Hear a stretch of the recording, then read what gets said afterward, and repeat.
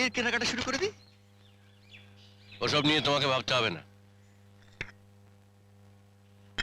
যা করবার আমি।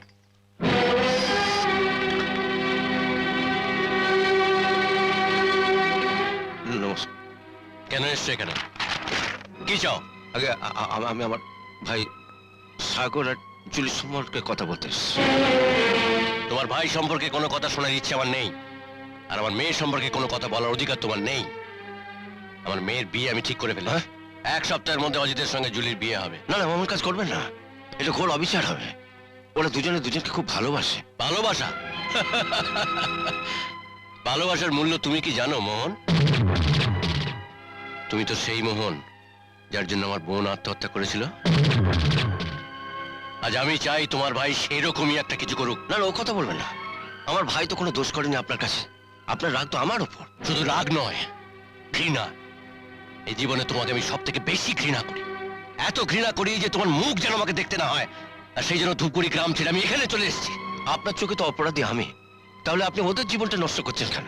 আমি আপনাকে কথা দিচ্ছি, আপনি যা শাস্তি দেবেন আমি মাথা পেতে নেব, প্রতিজ্ঞা করছি। তোমার জীবনের সবকিছু তো তোমার ভাইদের জন্যে। এই ভাইদের সুখের কথা ভেবেই আমার বোনের ভালোবাসা ফিরিয়ে দিয়েছিলে তুমি। আর এই ভাইদের সুখের বিনিময়ে আর কি কি করতে পারো তুমি মোহন?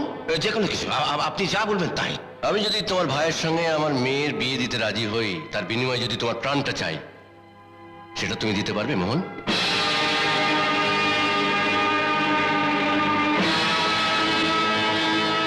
হ্যাঁ পারবো। শোনো মোহন, আমি আমার সমস্ত ঘৃণা ভুলে যেতে পারি, সমস্ত আপত্তি তুলে নিতে পারি, সাগরের সাথে জুলির বিয়ে দিতে পারি, শুধু একটা শর্তে। হ্যাঁ বলুন, আমি তো বলেছি রাজি, প্রাণটা দিতেও রাজি। প্রাণ? না না, প্রাণ নয়, প্রাণ নয়। তোমার প্রাণ নিয়ে আমি কি করবো? আমার শর্ত, তোমাকে তোমার ভাইদের ছেড়ে চলে যেতে হবে।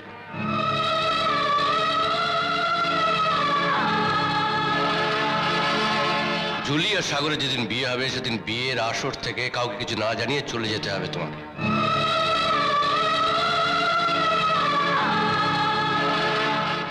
এমন জায়গায় যাবে যার খোঁজ তোমার কোনো ভাই জানবে না। জীবনে আর কোনোদিন ফিরে আসতে পারবে না,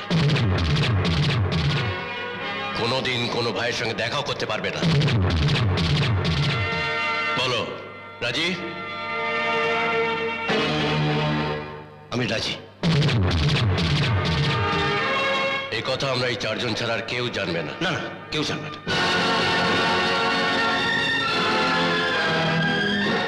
বিয়ে পাকা। দেখ,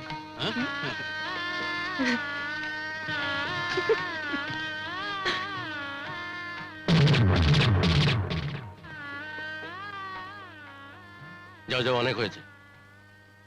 এই হইচইয়ের মধ্যে তুমি চলে গেলে কেউ জানতেও পারবে না। যাও।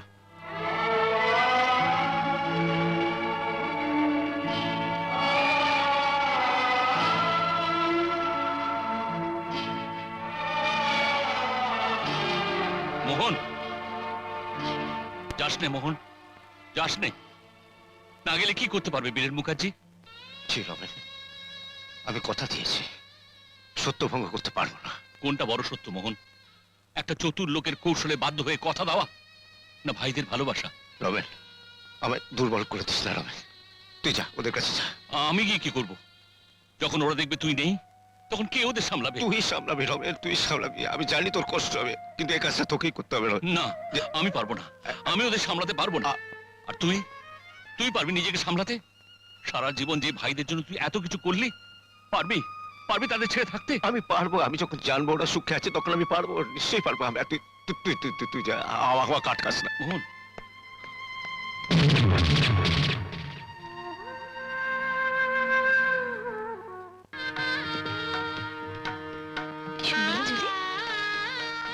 বর্দা কোথায়?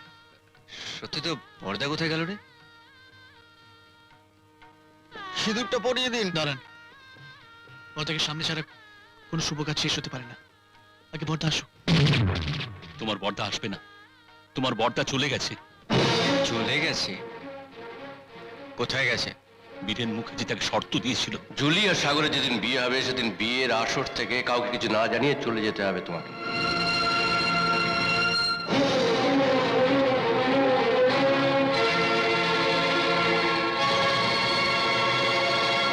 তোমাকে আমি সেদিনই বলেছিলাম চলো আমরা কোথাও পালিয়ে যাই, সেদিন তুমি আমার কথা শোনোনি।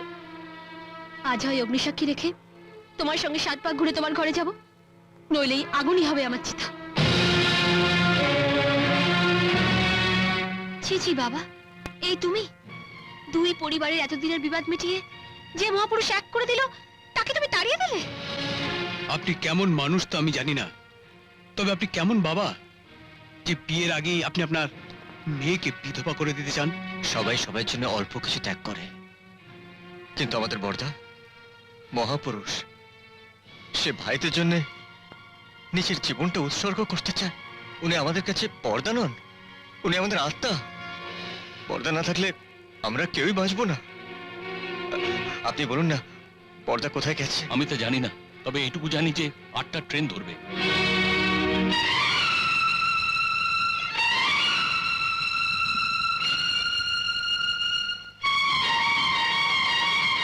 বাবা, পর্দা হলো সাগরের প্রাণ, পর্দা না থাকলে সাগর বাঁচবে না, আর সাগর হলো আমার প্রাণ, সাগর না থাকলে আমি বাঁচবো না। আঙ্কেল, আঙ্কেল আপনি চিন্তা করবেন না, এ তো ভালোই হয়েছে। জুলিকে আমি বিয়ে করবো। হ্যাঁ, এর আগে আমার বোনের জীবনটা নষ্ট হয়েছে, এখন আমার মেয়ের জীবনটা নষ্ট করতে বলছিস?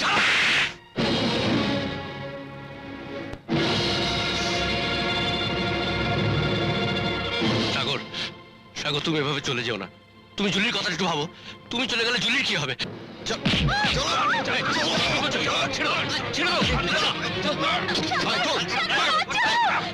আকাশ, আকাশ আমার মেয়েকে তুমি বাঁচাও।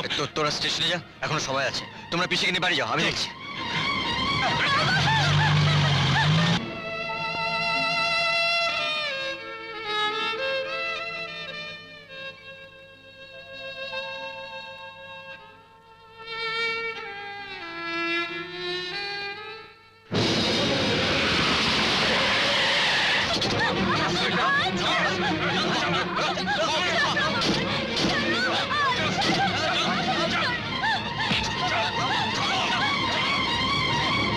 আমাকে ছেড়ে দাও, আমাকে ছেড়ে দাও।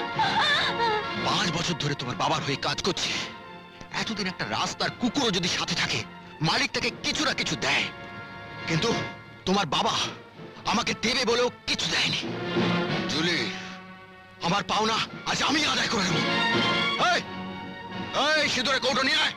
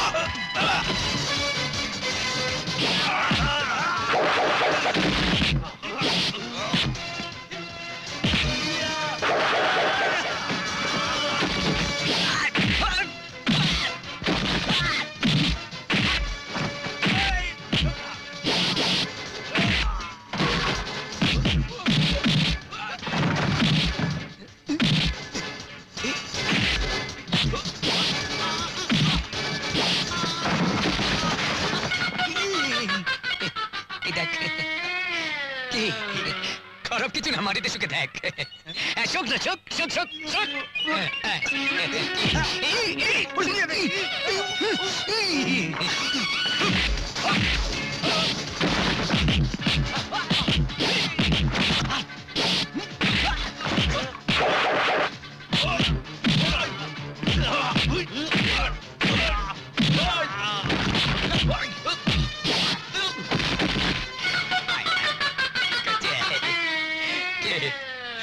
বাবা লাথি মারতে জানিস জানিস জানিস ও মার মার ভালো করে মার মার কষে মারতে দেখি মার মার মার ভালো করে লাথি মারতে জানিস না মার আবার মার বেশ কষে মারবি মার মার মার কষে এবারে কি রে যা কি এবারে লাথি মারতে যায় না আহা কি সুন্দর কি সুন্দর এই নিচু নিচু নিচু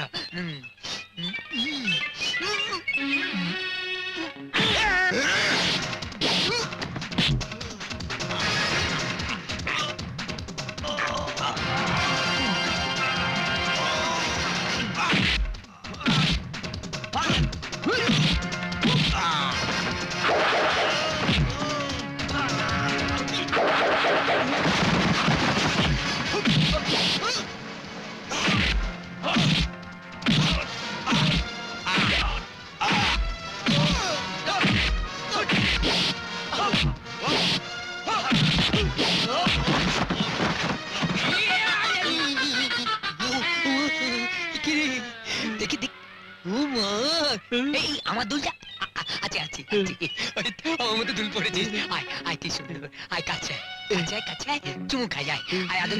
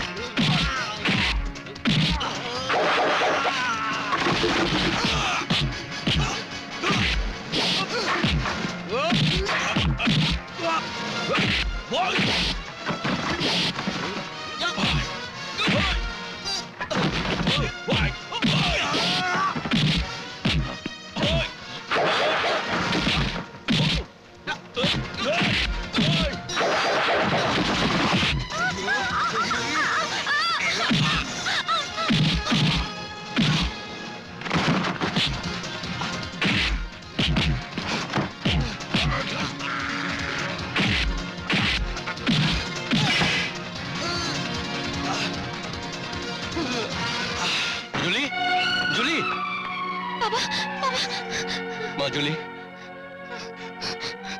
তোর কোনো ক্ষতি হয়নি তো মা না বাবা কিচ্ছু হয়নি বীরে আমি কিন্তু ফিরে আসিনি, তোর কোনো শর্তই আমি ভাঙিনি। আমি জুলির বিপদের কথা শুনে চলে এসেছি, আমি আবার চলে যাব। মোহন, আমি তোকে শর্ত দিয়েছিলাম তুই থাকলে এ বিয়ে হবে না। আজ আমি বলছি তুই চলে গেলে এ বিয়ে হবে না। মোহন, মোহন আমাকে ক্ষমা করে দে। আজ আমি বুঝতে পেরেছি পরিবারের শক্তি কত বড়। তোর ভাইয়েরা তো স্নেহের প্রতিদানে জীবন দেবে, কিন্তু তোকে ছাড়া তারা বাঁচবে না। আমাকে ক্ষমা করে দে বোন, আমাকে ক্ষমা করে দে।